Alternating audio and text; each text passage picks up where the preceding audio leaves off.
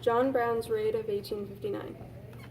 John Brown was a radical abolitionist that believed that slavery needed to be ended immediately and no matter what the cost. In 1854, the Kansas-Nebraska Act was passed, which gave the two states a choice of their state being a slave state or a free one.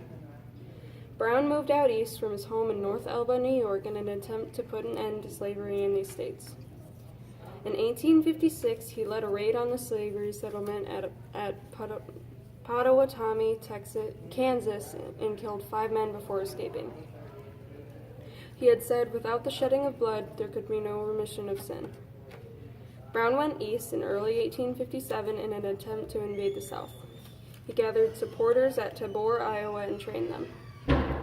In early 1858, he sent his son John Jr. to check the land and surroundings around Harper Ferry, besides a military arsenal. That April, he had a meeting with his men in Chatham, Ontario, in Canada. His plan was to round up many slaves in the area to revolt, attack Harper's Ferry, take the guns and ammunition once they were inside, and lead them to a place where they could create their own free state.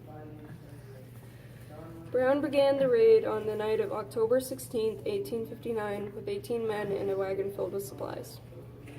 The group quickly overtook a small armory and their watchman, but for some reason he let the midnight train pass through. In the morning, the conductor sounded the alarm. By the time the sun had risen, Brown and his men were in an intense shootout with the local residents of a town that lasted until nightfall.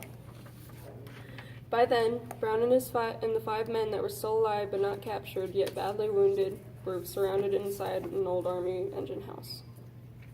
That night, 90 Marines came from Washington, D.C. to join the fight against Brown and his men. The morning of October 18, 1859, Marines stormed the building Brown was sheltered in and held him at sword point.